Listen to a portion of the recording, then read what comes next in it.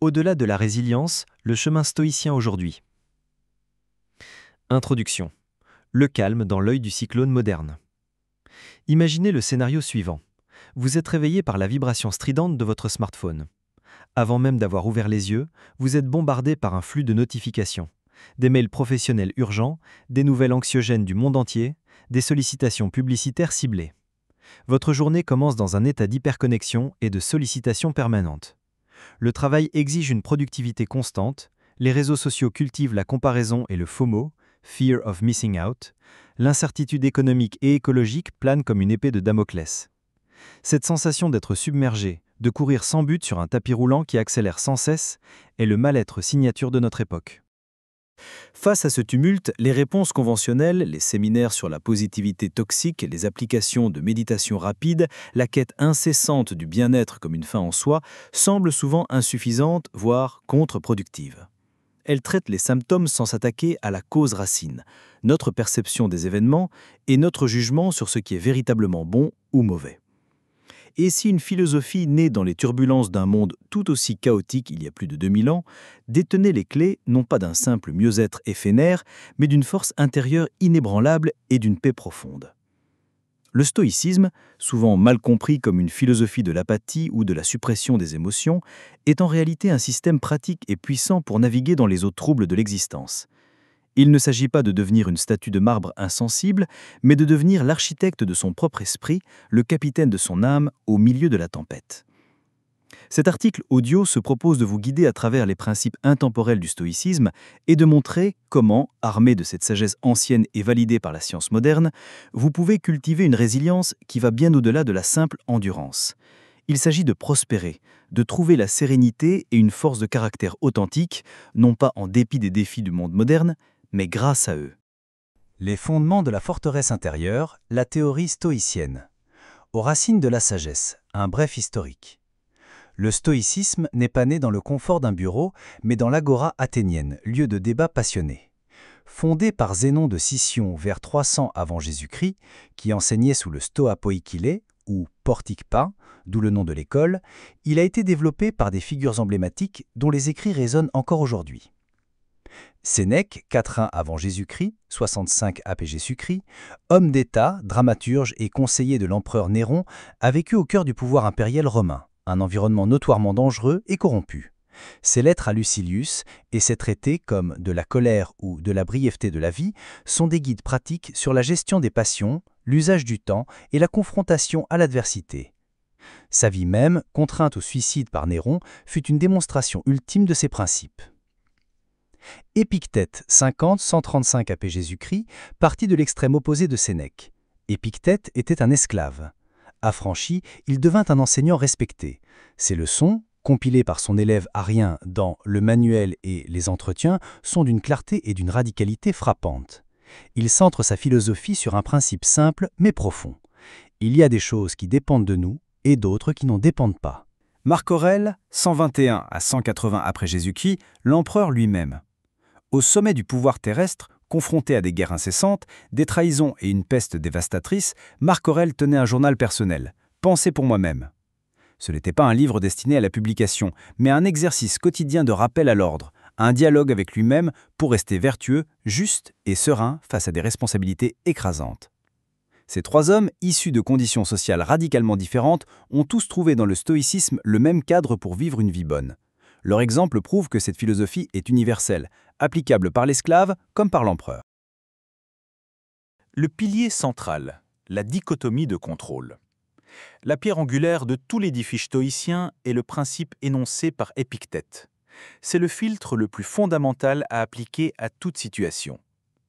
Ce qui dépend de nous, ou ce qui est en notre pouvoir, nos opinions, nos jugements, nos désirs, nos aversions, nos impulsions. En un mot, tout ce qui est le produit de notre faculté de choix, proaéresis. C'est notre monde intérieur, notre caractère moral, nos valeurs. Les stoïciens affirment que c'est le seul domaine sur lequel nous avons un contrôle total et absolu. Ce qui ne dépend pas de nous, notre corps, notre réputation, nos possessions, notre statut social, le passé, l'avenir, le comportement des autres, les événements extérieurs.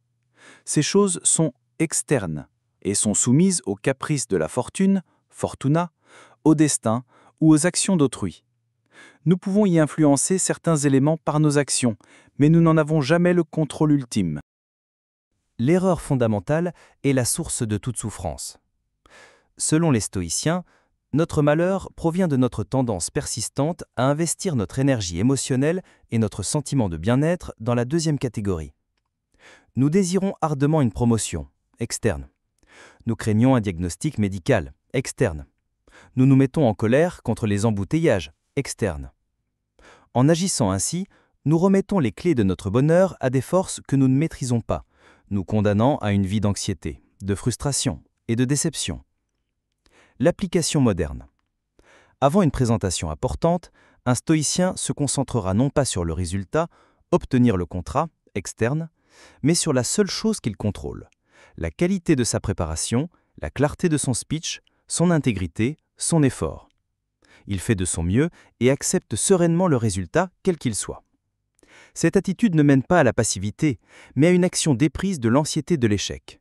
C'est la base de la performance sous pression, un concept bien compris aujourd'hui en psychologie du sport et en management. La vision du monde stoïcienne. Cosmos, nature et vertu. Le cosmos logique et unifié, les stoïciens voyaient l'univers, cosmos, comme un tout ordonné, rationnel et interconnecté, gouverné par une raison divine qu'ils appelaient logos. Chaque événement, même le plus tragique, a sa place et sa raison d'être dans ce grand tout. Rien n'arrive par hasard, dans un sens purement chaotique. Vivre en accord avec la nature. Le but de la vie humaine est de vivre en accord avec la nature. Cela signifie à la fois vivre en accord avec sa propre nature d'être rationnel et social, vivre en accord avec la nature de l'univers, c'est-à-dire accepter le cours des événements comme étant le produit du logos. Cela ne signifie pas une soumission passive, mais une acceptation intelligente et un alignement de sa volonté personnelle avec la réalité objective. La vertu comme seul bien. Pour les stoïciens, le seul bien véritable est la vertu. Araté, l'excellence de caractère. Le seul mal est le vice. Tout le reste, la santé, la richesse, la maladie, la pauvreté, est indifférent. Adiaphora. Certains indifférents sont préférés, la santé est préférable à la maladie, mais ils n'ont aucune valeur morale en soi. Un sage peut être heureux sur un lit de torture, car son bien, sa vertu, est intacte. Cette idée radicale libère l'individu de la dépendance aux circonstances extérieures pour trouver le bonheur. Les outils de la perception. Jugement, assentiment et discipline. La philosophie stoïcienne est avant tout une pratique cognitive. Elle décortique le mécanisme de nos perturbations émotionnelles. L'impression première, fantasia. Un événement se produit. Vous recevez un mail critique de votre patron. C'est la donnée brute, neutre. Le jugement, ou assentiment, sunkatathesis. C'est l'étape cruciale. Votre esprit ajoute immédiatement un jugement à cette impression. C'est une catastrophe, il est injuste, ma carrière est finie. C'est ce jugement, et non l'événement lui-même, qui provoque la perturbation émotionnelle. L'émotion, pathos, l'émotion négative, anxiété, colère, peur, découle directement du jugement erroné. Le rôle de la discipline. La pratique stoïcienne consiste à insérer un espace de réflexion entre l'impression et l'assentiment. C'est la discipline de l'assentiment. Il s'agit de suspendre son jugement, d'examiner l'impression à froid et de lui appliquer le filtre de la raison. Attends, ce mail est-il vraiment une catastrophe ou est-ce simplement un feedback, peut-être mal formulé, sur mon travail? Que puis-je en apprendre? Qu'est-ce qui dépend de moi ici? Ce processus est remarquablement similaire au concept moderne de recadrage cognitif, Cognitive Reframing, en thérapie cognitivo-comportementale, TCC, comme nous le verrons plus loin. L'arsenal pratique du stoïcisme moderne. La préparation. Les exercices matinaux. La journée du stoïcien commence par une préparation, une praemeditatio. Ce n'est pas une visualisation positive, mais une visualisation négative réaliste. La préméditation des mots, praemeditatio malorum. Prendre quelques minutes le matin pour envisager calmement et rationnellement les obstacles, les frustrations et les difficultés qui pourraient survenir dans la journée. Le trafic sera dense, mon collègue sera peut-être de mauvaise humeur, un projet pourrait rencontrer un problème. En anticipant ces événements non comme des catastrophes, mais comme des possibilités naturelles du cours de la vie, on désamorce leur pouvoir de surprise et de perturbation. On se vaccine mentalement contre l'adversité. Comme l'écrit Sénèque, le sort frappe plus légèrement là où il a été prévu par une âme préparée. Exercice pratique. Chaque matin, notez mentalement ou sur papier 2-3 choses qui pourraient mal se passer. Visualisez-vous y faisant face avec calme et compétence, en vous concentrant sur votre réponse vertueuse plutôt que sur l'événement lui-même. L'examen, les pratiques du soir. Tout comme un athlète analyse sa performance, le stoïcien pratique l'examen de conscience le soir. L'examen rétrospectif. Posez-vous 3 questions simples.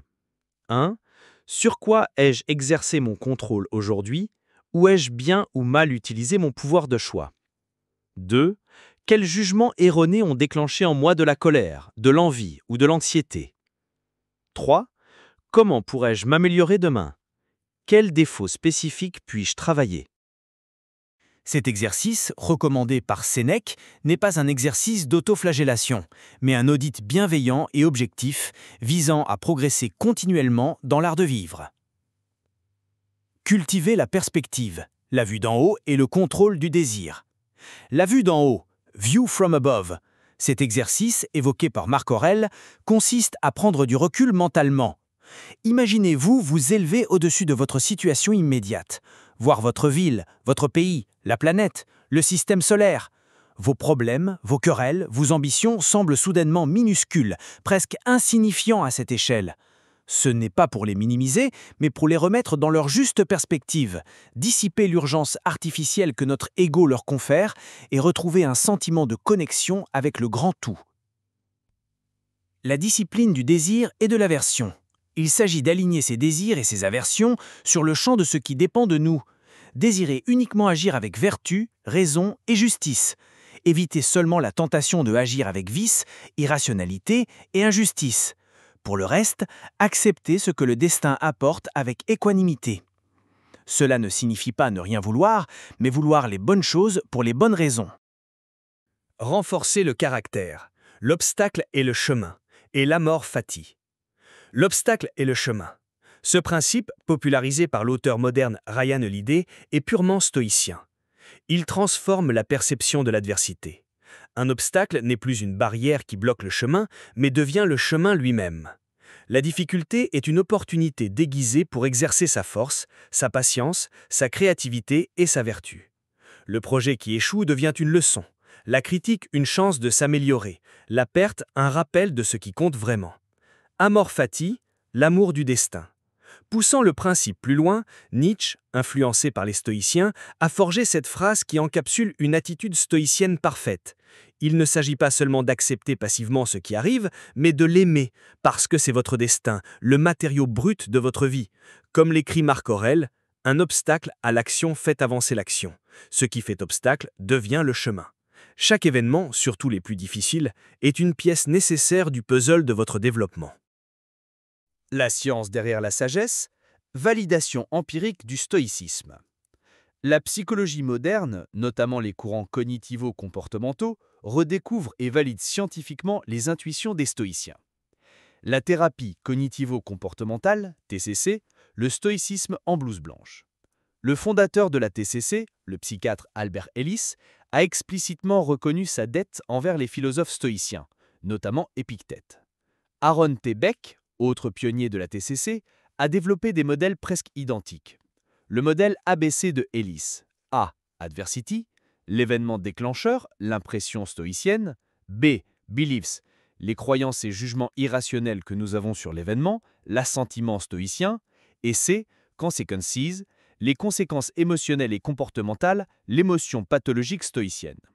La TCC enseigne à identifier et à disputer les B irrationnels pour modifier les C négatives. C'est exactement la pratique stoïcienne de la discipline de l'assentiment. Des centaines d'études méta-analytiques ont confirmé l'efficacité de la TCC pour traiter la dépression, les troubles anxieux, la colère et le stress, offrant une validation robuste du principe de base stoïcien: ce ne sont pas les événements qui nous bouleversent, mais l'opinion que nous en avons. Résilience et régulation émotionnelle. Les pratiques stoïciennes sont des outils puissants pour renforcer la résilience psychologique, la capacité à rebondir face à l'adversité.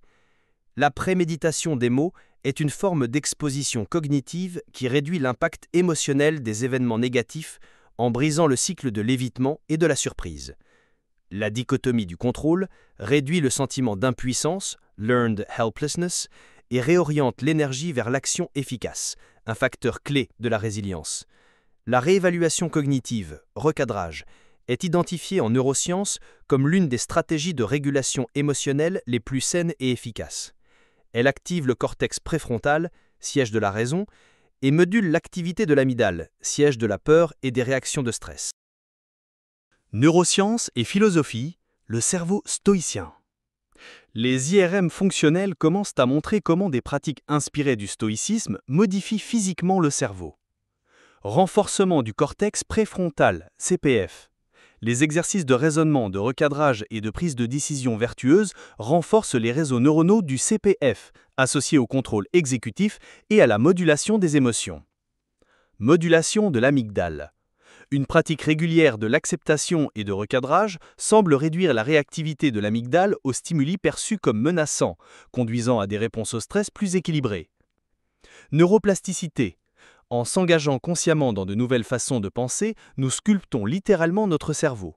La voie stoïcienne, pratiquée quotidiennement, peut créer des autoroutes neuronales qui favorisent naturellement le calme, la clarté et la résilience.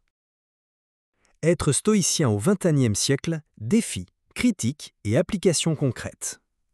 Répondre aux critiques et éviter les écueils. Le stoïcisme est parfois critiqué, souvent par méprise. Le stoïcisme, c'est être émotionnellement froid et sans compassion. Faux. Les stoïciens ne suppriment pas les émotions. Ils cherchent à éliminer les passions pathologiques, la colère destructrice, l'anxiété paralysante, la jalousie rongeuse. Ils valorisent les eupatheias, les bons sentiments, comme la joie, différente de l'excitation frivole, la prudence et la volonté. Un stoïcien éprouve de la compassion, sympatheia, car il reconnaît l'humanité partagée et la souffrance qui découle de l'ignorance. Mais sa compassion est active et raisonnée et non une détresse impulsive. C'est une philosophie pour les privilégiés ou une justification de l'ordre établi. L'histoire montre le contraire. Épictète, l'esclave, est la preuve vivante que la liberté intérieure est accessible à tous, quel que soit son statut. Le stoïcisme enseigne à accomplir son devoir, catéchone dans sa station sociale, mais aussi à lutter pour la justice et l'équité, qui sont des vertus cardinales. Il fournit la force morale nécessaire pour s'opposer à la tyrannie, comme l'ont fait les stoïciens sous des empereurs despotiques. L'acceptation du destin conduit à la passivité face à l'injustice. Accepter un événement après qu'il se soit produit est différent de l'accepter avant qu'il n'arrive. L'acceptation stoïcienne n'est pas une résignation face à l'injustice future. Si quelque chose de mal peut être empêché par une action vertueuse qui dépend de nous, il est du devoir du stoïcien d'agir. L'acceptation porte sur le résultat de cette action, qui, lui, peut être hors de notre contrôle. Application dans la sphère professionnelle, leadership et management. Un leader stoïcien se concentre sur sa propre intégrité, sa justice, traitant son équipe avec respect, et son courage, prenant des décisions difficiles. Il ne s'attache pas au succès ou à l'échec externe, les chiffres trimestriels, comme source de son estime, mais à la qualité de son effort et de son leadership. Cela crée un environnement stable, résilient et juste. Pression et prise de décision. La dichotomie du contrôle permet de prendre des décisions plus claires sous pression, en se concentrant sur les variables actionnables et en acceptant l'incertitude du résultat. Échec et innovation. La mentalité, l'obstacle et le chemin transforment l'échec en données d'apprentissage essentielles, favorisant une culture de l'expérimentation et de la résilience nécessaire à l'innovation. Application dans la sphère personnelle et sociale. Relations et conflits. Face à une dispute, le stoïcisme invite à se demander « Qu'est-ce qui dépend de moi ? Ma réaction, mes paroles, mon écoute ? Qu'est-ce qui ne dépend pas de moi ? L'humeur de l'autre, ses opinions passées ?» Cela désamorce l'escalade du conflit. On cherche à comprendre plutôt qu'à avoir raison, à être bienveillant plutôt qu'à gagner. Vie numérique et médias sociaux. Appliquer la dichotomie du contrôle ici est crucial. Vous ne contrôlez pas les likes, les commentaires négatifs ou ce que les autres postent. Vous contrôlez votre temps d'écran, les comptes que vous suivez, votre réaction au contenu et le sens que vous leur donnez. La préméditation malorum vous prépare à tomber sur des opinions choquantes sans être ébranlé. Santé et incertitude. Face à une maladie, la sienne ou celle d'un proche, le stoïcisme n'offre pas de faux espoirs. Il offre quelque chose de plus précieux, la dignité. On se concentre sur ce qu'on peut contrôler, suivre les traitements, adopter une hygiène de vie saine, offrir du soutien, garder un esprit courageux et présent. On accepte le cours de la nature sans abandonner le combat. Le stoïcisme face aux grands défis contemporains. Le stoïcisme ne prône pas l'inaction sous prétexte que le problème est immense et anxiogène. Il pousse à l'action vertueuse dans son cercle d'influence. Modifier sa consommation, voter, militer, inventer. Il permet de gérer la détresse face à l'ampleur du problème en se focalisant sur sa part du colibri et en acceptant que l'issue finale dépende de facteurs bien plus vastes. Polarisation politique et sociale. Le stoïcisme rappelle que la vertu de justice et le devoir de bienveillance envers tous les humains, en tant que membres de la même communauté rationnelle, la cosmopolis, prime sur les affiliations tribales. Il encourage le dialogue raisonné plutôt que l'invective, et la recherche du bien commun plutôt que la victoire de son camp.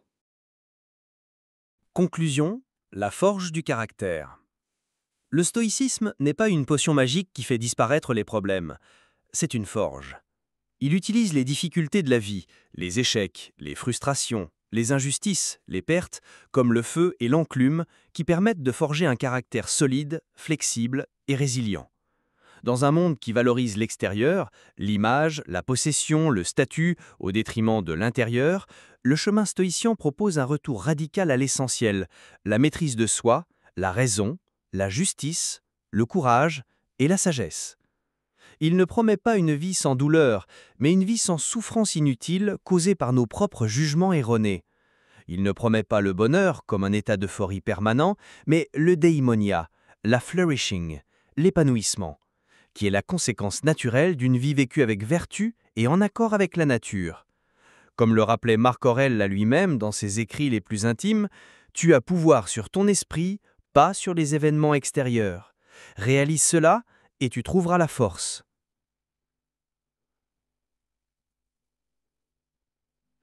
La force, la paix et la résilience que vous cherchez à l'extérieur ne se trouvent nulle part ailleurs que dans la culture de votre jardin intérieur. Le stoïcisme, cette sagesse ancienne étonnamment moderne, nous offre les outils pour le cultiver.